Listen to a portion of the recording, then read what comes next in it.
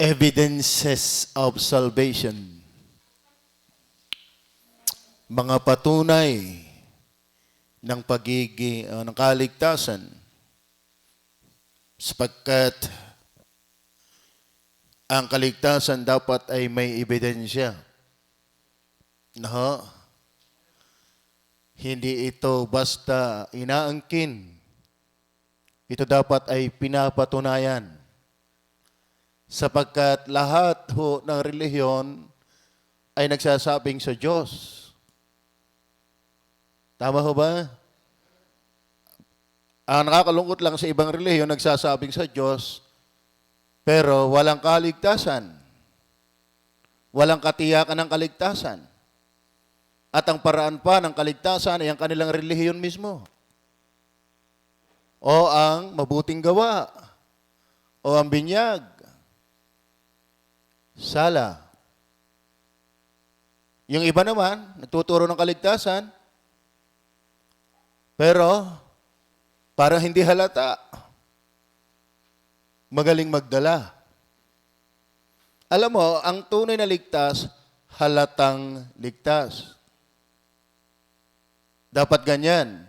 Ang tunay na ligtas, halatang ligtas. Tama ho ba? At ang maligtas, mga minamahal, ay kung sasakay natin ang terminong Batanggenyo, napakataas ng pagiging maswerte. Ang pagiging tiyak mong ikaw ay palangit. Sabi ng Biblia, anong mapapakinabang ng tao na makamtan niya ang buong sanglibutan? Kalaan niyo yan? Hindi ba pakinabang yon? Yung ikaw ay mayroong 623 square meter, masaya ka na? Tama ba? Yung iba ay mayroong property lang ng 2 hektarya, ay masaya na? Pero sabi ng Biblia, iyon ang mundo, kung di ka tiyak na palangit, walang pakinabang. Ano ang papakinabangin ng tao? Na makamtan niya ang buong sanglibutan. Buong sanglibutan. Ewan ko kung sino dito ang kayang maging may-ari ng buong sanlibutan. Baka mabaril ka ng kapitbahay mo. Pero to the extent, sabi ng Bible, anong papakinabangin? Papakinabangin. What shall be a prophet? What shall be a prophet? What shall prophet, amen. Prophet, amen. Kaya yung pakinabang doon, prophet, pakinabang, tubo, ganansya. So, ibig sabihin, ang tunay na ganansya, yung tiyak mong palangit ka. Oo. Kaya kung ikaw ay palangit, masaya ka. Matatag ka dapat sa buhay. Kahit may problema, magpatuloy ka. Palangit ka eh.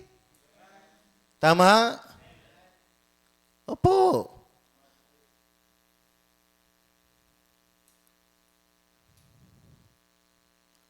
Ngayon, tingnan po natin masaglit muna yung Matthew chapter 3 verse 2. Matthew chapter 3 verse 2. Mangagsisi kayo, sapagkat malapit na ang kaharian ng langit. Mangagsisi kayo, sapagkat malapit na ang kaharian ng langit. Hindi mangagsisapi kayo. Sasapian ka ng demonyo. Mangagsisi kayo. Ano ang ibig sabihin ng mangagsisi? Huwag mo lang amining makasalanan ka. Huwag mo lang kilalaning makasalanan ka. Talikuran mo ang kasalanan mo. Iwanan mo ang kasalanan mo. Sapagkat malapit na ang kaharian ng langit. Ibig sabihin, Walang palangit na hindi magsisisi ng kasalanan. Tama ba? Okay. Maraming reliyon nagsasabi nagsisi na kami.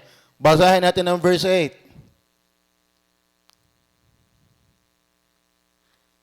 Kayo'y mga bunga ng karapat-dapat sa pagsisisi. Dapat may ebidensya.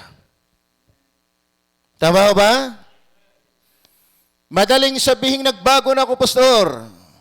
Nagsisi na ako. Magbunga ka ng karapat-dapat sa pagsisisi. Kaya ang ating pag-uusapan ngayon, evidences. Kung ligtas ka, patunayan mo.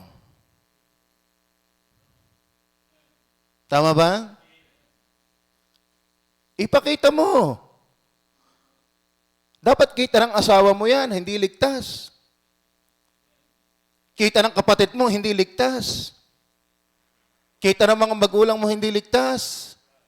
Kita ng kaklase mo, hindi ligtas. Kita ng mga kamag-anakan mo, hindi ligtas. Kita ng mga katrabaho mong hindi ligtas.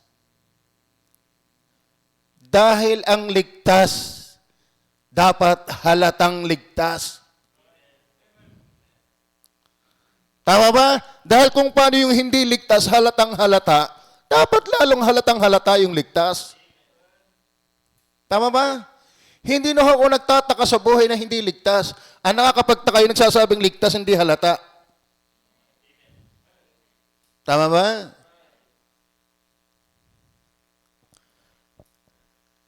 Una, sa evidences of salvation, number 1, in relation to sin. In relation to sin. Ano dapat yung ebidensya ng isang ligtas pagdating sa kasalanan? Basahin po natin ang 1 John. Diyan po tayo hahalukay. 1 John chapter 1, verses, simula tayo sa verse 5 hanggang 10.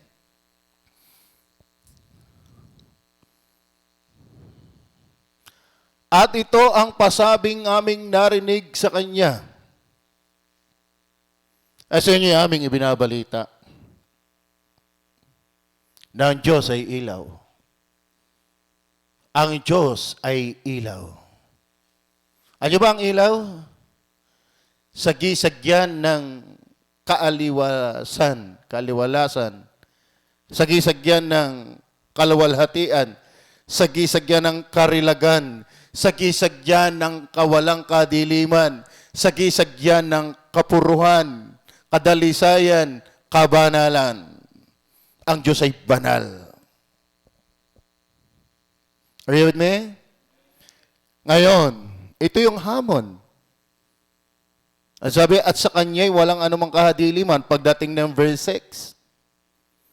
Kung sinasabi nating tayo'y may paikisama sa Kanya, ang Diyos ay ilaw.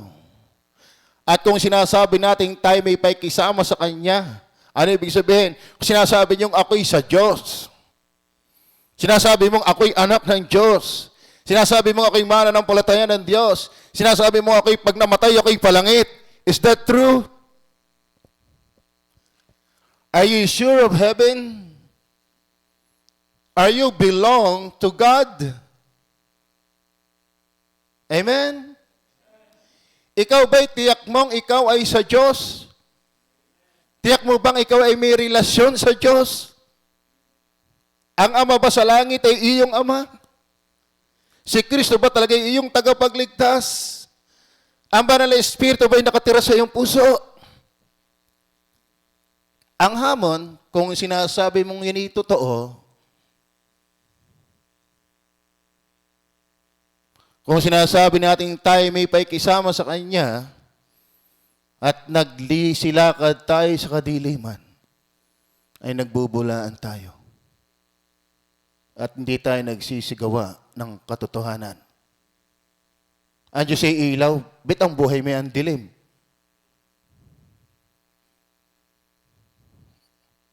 Amen? Tama ba? Opo. Palibhasa tayo ngayon ay naiilawan ng maraming ilaw. Nasa liwanag tayo. Tama ba? Try to imagine ito na tayo gabi. Walang ilaw. Mababangga mo si Eric.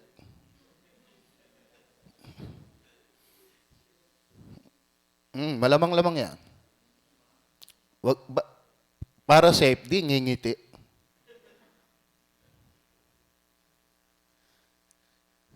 Pero kahit pa nandiyan si Eric, pagbukas ang ilaw, yung nasa loob, maliliwanagan. Kasi, may paikisama sa ilaw. Tama ba? Ang ebidensya na ikaw nasa ilaw, meron kang ilaw. Ang ebidensya na ikaw ay may ilaw, hindi ka nalakad sa dilim. Tama ba?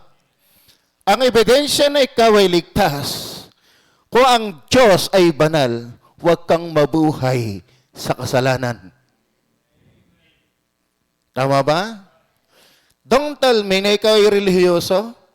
Sikat pang relihiyon mo? Oo, sikat din naman sa kawalangihan eh. Tama ba? Sinasabi ko po sa inyo mga minamahal, hindi ito payamanan ng simbahan. Dahil sabi nga ng Biblia, iyon ang mundo. Diyayaman mo na. Ngayon, kung hindi pa naman iyo ang mundo, hindi ka pa masyado mayaman. Pero to the extent, iyo na.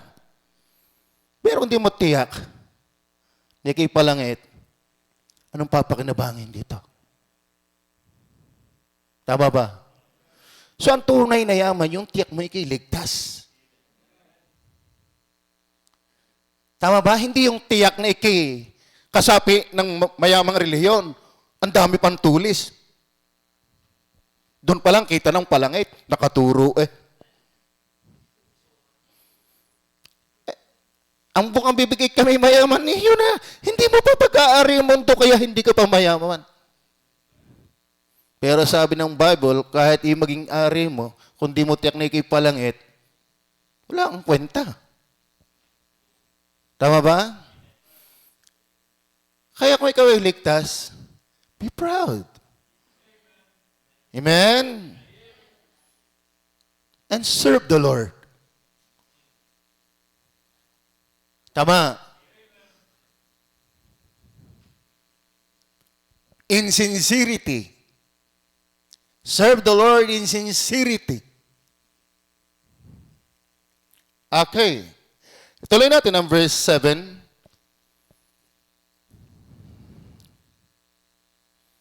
Ngunit kung tayo'y nagsisilakad sa liwanag, naggaya niyang nasa liwanag, ay may pakisama tayo sa isa't isa.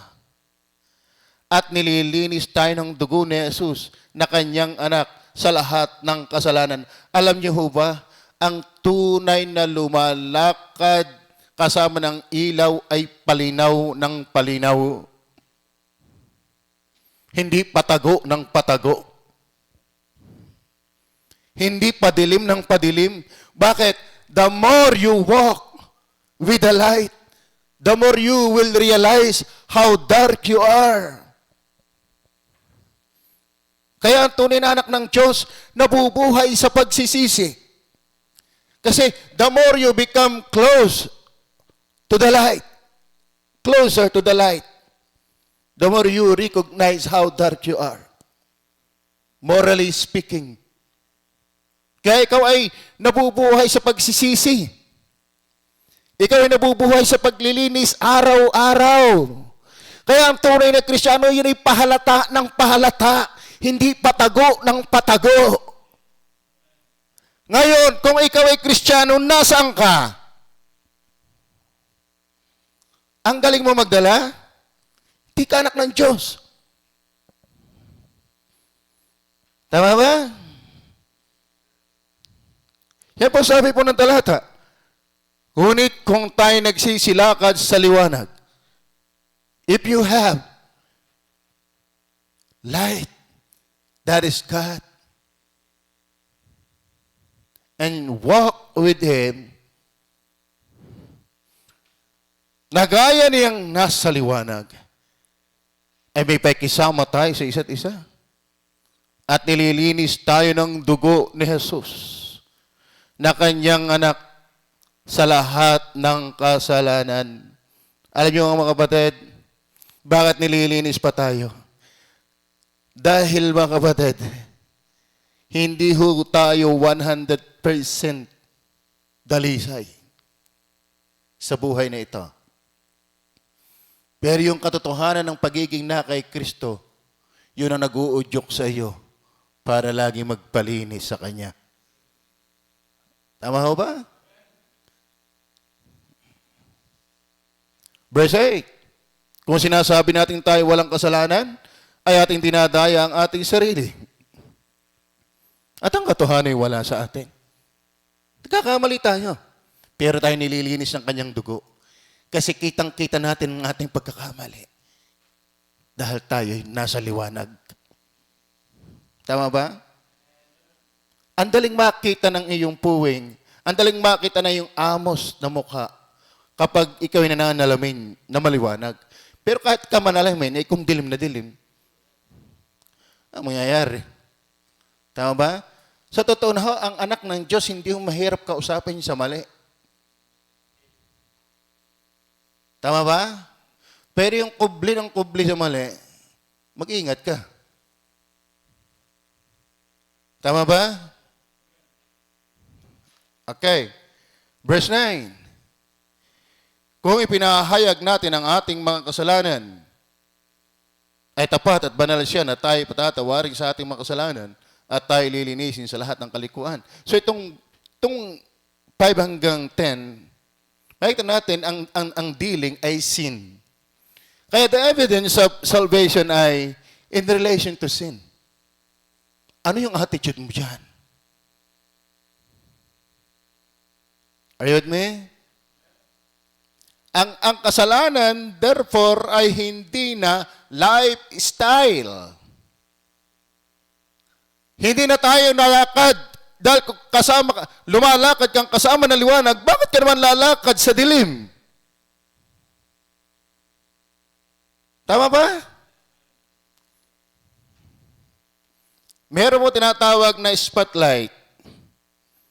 Meron din po tinatawag na parang kwitis sa laot pagkagabi ang mga sundalo. Pinaliliwanag nila yan sa gitna ng dagat, sa taas.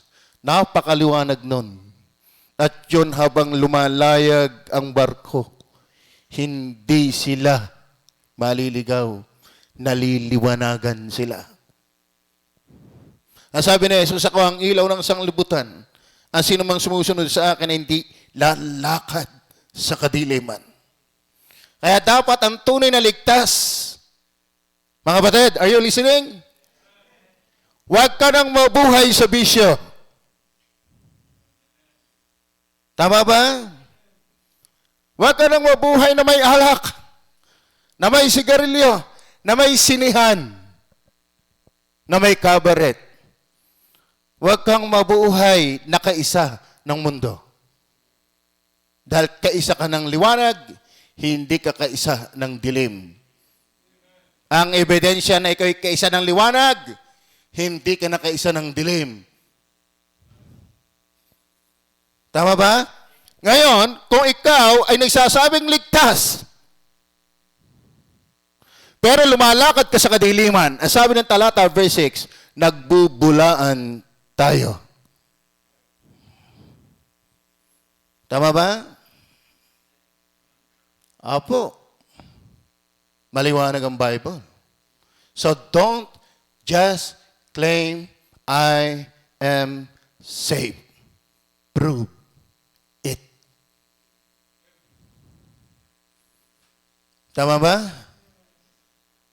Oh. Okay.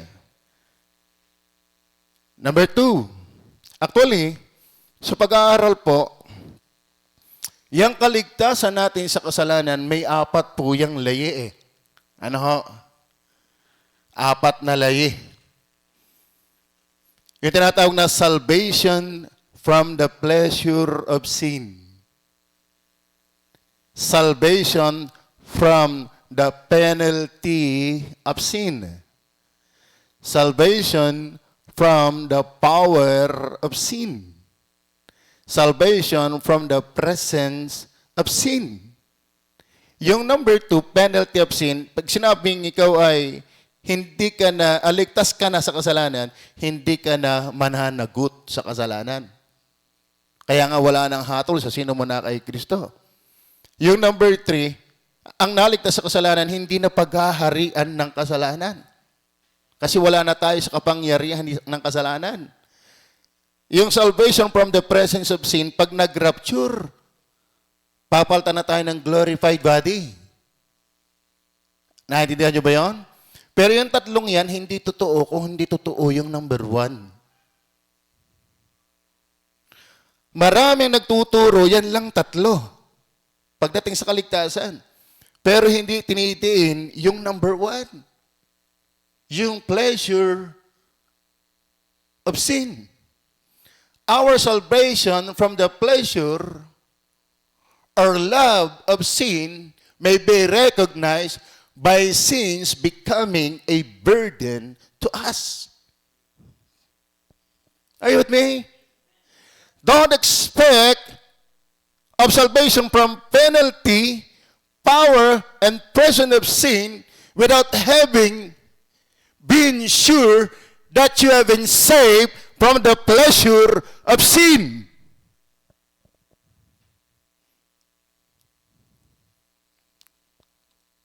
Our salvation from the pleasure or love of sin may be recognized by sins becoming a burden to us. Ang kasalanan ay hindi nakagalakan, kundi kabigatan. Amen? Is that reality sa ating buhay? Amen. Okay. Ang sabi po ni David sa Psalms 40 verse 12, this must be our self-recognition before a holy God. Ang sabi ni David, sapagkat kinulong ako ng walang bilang na kasamaan. Sa totoo na mga minamahal, tayo ay may taglay na walang bilang na kasamaan sa ating katawan. Kaya tayo sinaway na ng sinaway eh. Walang bilang yan. Are you with me? Para yung virus. Kaya tunay na, alam mo yung totoo ng tunay na virus? Kasalanan. Ang tunay na pandemya, kasalanan. Are you with me? Ang tunay na salot ng sanlibutan, kasalanan.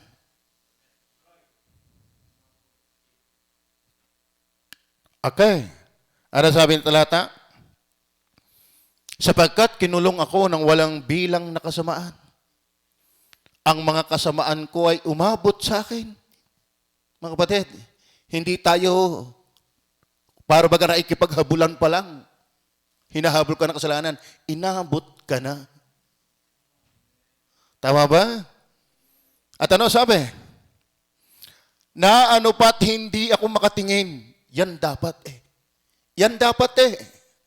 Ang attitude sa kasalanan. Hindi ka masayang tingnan ang sarili mo sa kasalanan. Are you with me? Sila'y higit sa mga buhok ng aking ulo. At ang aking puso ay nagpalata sa akin. Nagpalata. Alam niyo ba yung nagpalata? Hoy, latang-lata eh. Yeah. Batanggan niya eh. Kaya nabaho ang lipon. Ano? Oh, ay, nire-request kumanta, kanta na. Para kanta eh. Pati kanta na baho. Oh. Yung aking anak nini may pagkamakata. Makata eh. Latang-lata. Alam niyo ba yung latang-lata? Nung nagdaang isang linggo, ako'y latang-lata.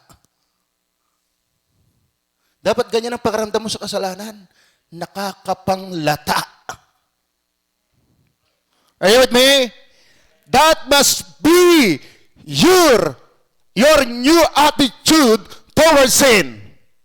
Dapat ang kasalanan nakakapagpalata. That's the evidence. Pero yung tagal mo na hindi nagbabasa ng Biblia, wala lang. Ang tagal mo na hindi nasilip sa live streaming, hindi ka nagsisimba, may boyfriend kang unbeliever, wala lang. Search yourself. Ang tagal mo na hindi nagtatights, ang tagal mo hindi nagsisimba, nagliligaw sa unbeliever, wala lang. Examine yourself. Tama ba?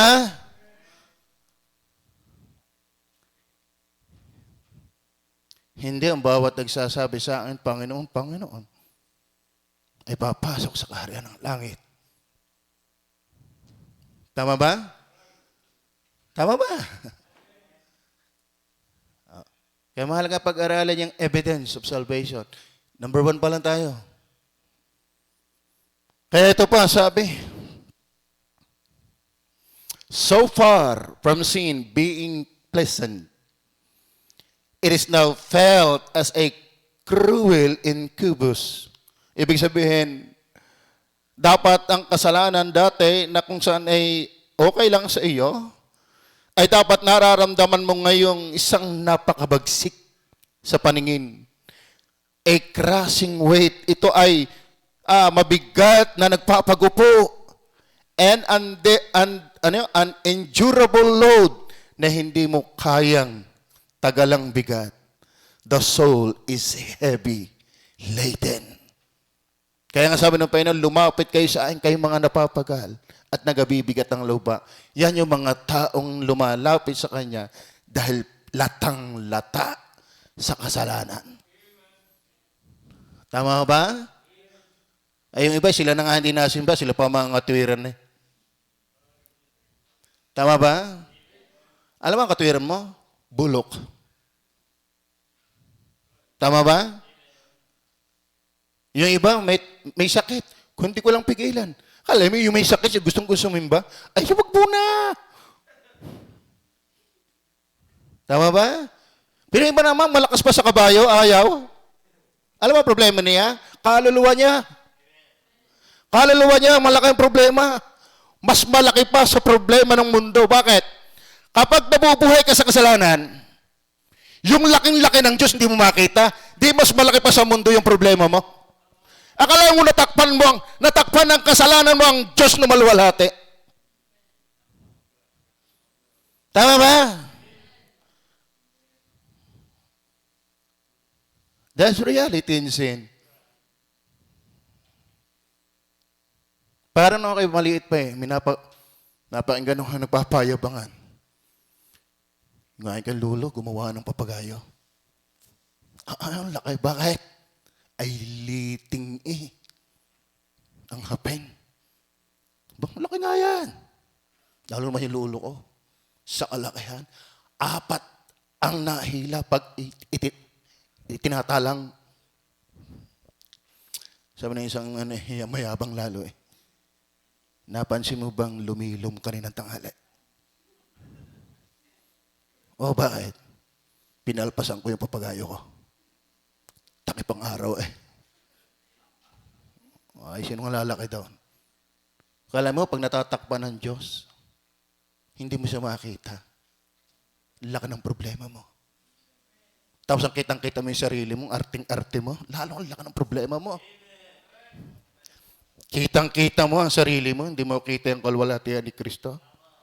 Kitang-kita mo yung maliit na mikrobyo ng challenge ng COVID.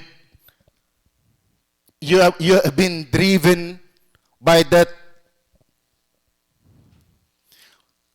When was the last time you have been driven by God? Tama ba? Kailan ka huli napakilos ng Diyos Pero ang pandemya, tama ba? Tama ba?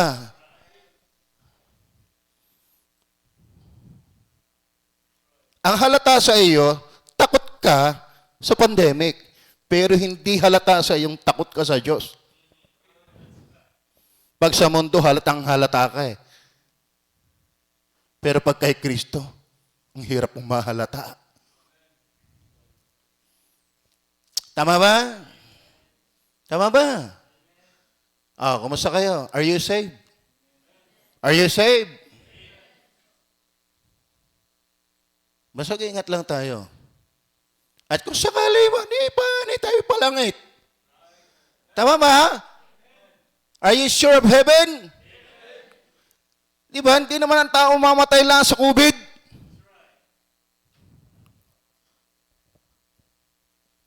O yan ako tayo mamatay.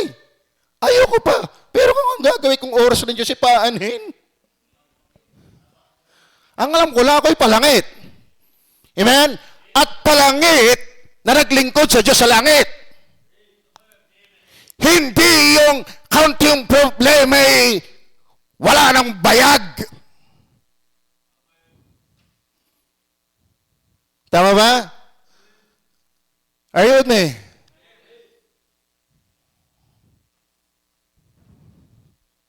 I challenge you, search your relationship with Christ. And if that is true, be sure you have new relationship with sin.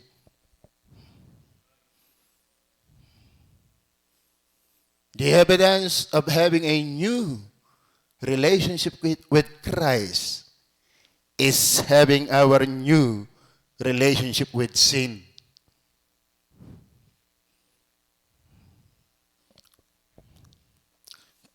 Number 2. Chapter 2, verse 3 hanggang 5. Are you there? At sa ganito hinalalaman natin na siya'y ating nakikilala. Tingnan niyo ha? At sa ganito hinalalaman natin, ibig sabihin po, dapat alaman mo. Dapat confirm mo sa iyong sarili. Sa ganito hinalalaman natin na siya'y ating nakikilala kung tinutupad natin ang kanyang mga utos. Tama ba? Maliwanag yan. Ibig sabihin, totoo ang relasyon mo kay Kristo kung natupad ka sa gusto ni Kristo. Mahirap na may sabihin mo kay Kristo ka ba hindi ka nasunod sa Kanya? Kaipokrituhan yan. Teka pa ng aso. Alam ng aso ang kanyang amo eh. Tayo yung mga aso ni Natanoy. Malayo pa sa kanila payipoy eh. Kasi ito, dalawa dito. Kamukha na ni Eric pareho eh. Yung kalahin ka daes. Yung puso ay talagang like Eric. Yeah, ay bait no bait eh. Yung dalawa. Para may na din eh, may bait na. Dati ako'y galit ako'y para natutuwa na rin.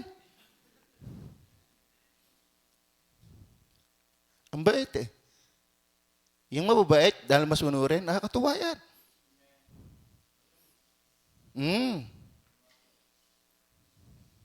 Kami yung kambing.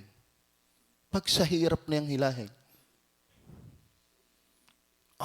talagang baltakan eh. Kita ko nung nag-aalaga ng kambing sa amin. Sabi ko kung nakakalakad, bali ang liig niya. Pag ako humaltak.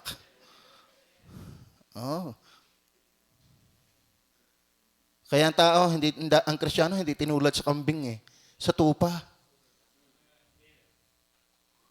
Tama? Kung ikay hilahin, at ang hirap pasundin, kambing ka. Kambing ka. Ang tupa, hindi na hinihila. Hindi na parasahan yan. Tama ba?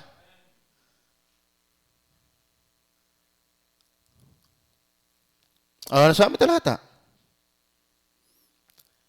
At sa ganito inalalaman natin na siya'y ating naikilala kung tinutupad natin ang kanyang mga utos. So number 2, in relation to sin, in relation to scriptures. In relation to scriptures. Verse 4, ang nagsasabing nakikilala ko siya. Kilala niyo ba ang Panginoon? At hindi tumutupad ng kanyang mga utos ay sinungaling.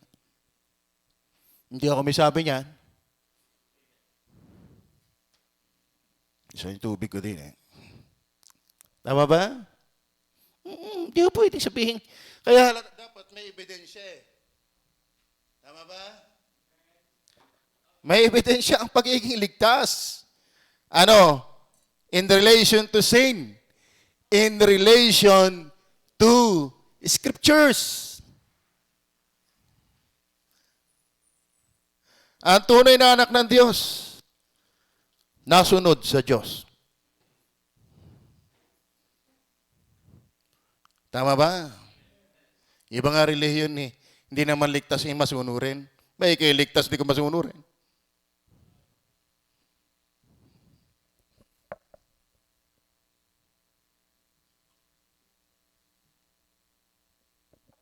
Aba, may Arabo tayo dito. Amen. So maliwanag ho ba?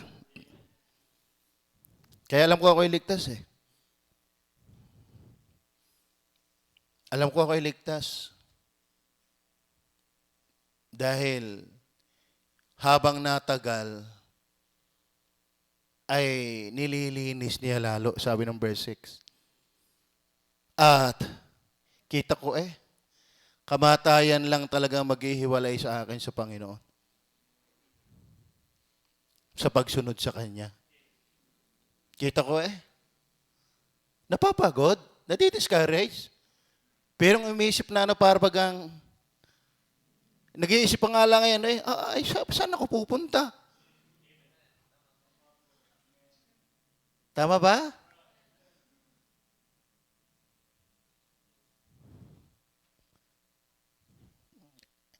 Maniwala kayo. Ano yung pastor, nawawala ang kaligtasan? Ba't ka naman mawawala kung wala ka pa namang iwawala? Tama ba? Sabi nga ano ba yan? Wilson ba yan? Ang isa sabi, kung hindi ka Kristiyano ngayon, ang ibig sabihin lang na yan, hindi ka talaga naging Kristiyano kahit noon. Hindi ko tayo nagtuturo na nawawala ang kaligtasan. Dahil ang kaligtasan, pagtotoo, hindi nawawala yan. Kaso lang halata yan. Tama ba? Halata yan sa pagsunod. One of the best ways to prove of your salvation is by becoming obedient to your Savior. Tama ba? In relation to scriptures. Ano sabi ng 1 Peter chapter 2, verse 5 muna? Nabasa ko na ba ang verse 5? Datapwat ang sino mang tumutupad ng kanyang salita, tunay na sa kanya ay naging sakdal ang pag-ibig ng Diyos. Tingnan niyo yan. Kapag ikinasunod sa Diyos, hindi sa paok-ok, sa pasakdal. Tama? 1 Peter chapter 2 verse 2, as newborn babes desire the sincere milk of the word, that ye may grow thereby. Ang tunay na anak ng Diyos, ninanasa ang salita ng Diyos. Tama ba?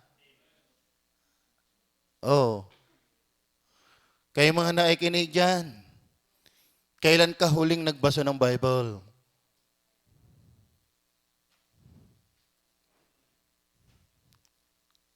Tama ba? You cannot separate salvation and scriptures. He who really desires God, desire God's word.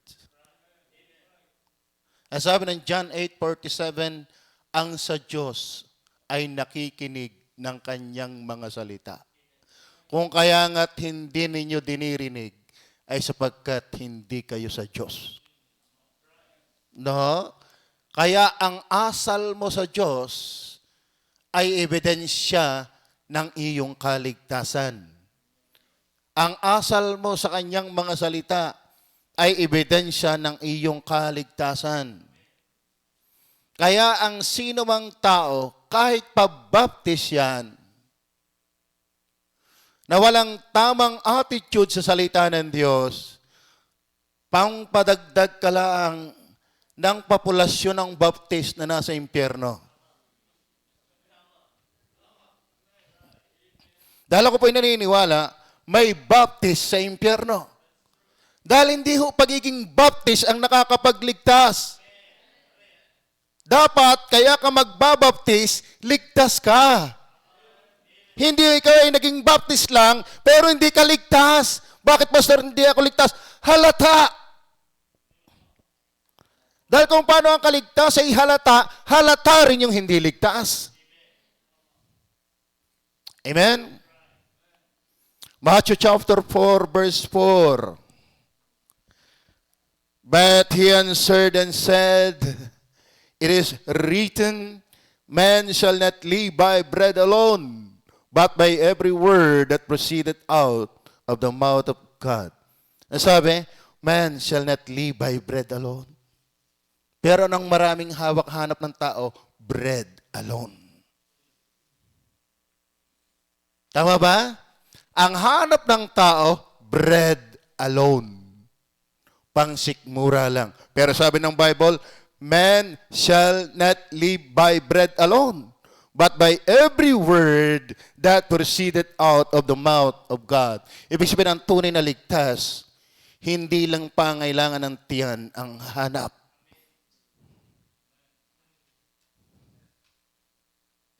Tama ba? Tama ba? Do you desire the Word of God? Sabi nga ni Job, aking pinag-igi ang iyong salita ng higit sa aking kailangang pagkain. Tingnan mo yan. Tayo nakapag-almusal na, nakapagtanghalian na, nakapag-hapunan na, may merienda pa, walang Bible. Tama ba? Yung part lamang ng bread alone. Pero sabi, man shall not live by bread alone. But how come you live by bread alone? If that is your case, you are not saved. Kasi may dalawang buhay ang tunay na ligtas. Spiritual na buhay at physical na buhay. Kung may pangailangan ng physical na buhay, mas may pangailangan ng spiritual na buhay. Ngayon, kung puro ka bread alone, wala kang buhay spiritual. Tama ba? Minsan yung, lahat ng in-excuse kung bakit hindi makapakinig ng salita ng Diyos, hindi makapagbasa, hindi maka-attend. Alam mo, tunay mong excuse dyan, patay ka pa spiritual. Tama ba? Ako ngayon natutuwa doon sa iba kung hindi ko pigilan Tayo muna. Kagagaling ko lang ba ako Tama ba? Pero the spirit indeed is willing, but the flesh is weak. Yung naman, the flesh is weak, his spirit is not yet willing.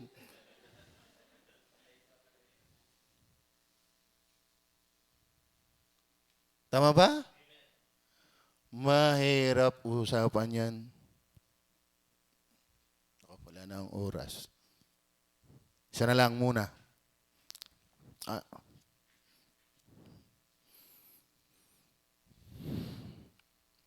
Part 2 na lang tayo dito. Masarap Luke 6:46. Tingnan natin ang Luke 6 po. Dito tayo magtatapos. Dalawa na lang tayong puntos para hindi ako mapapagod sa linggo ng paggawa. Luke 6:46, ano sabi diyan? Basahin natin. Handa? Basa. Handa? Basa.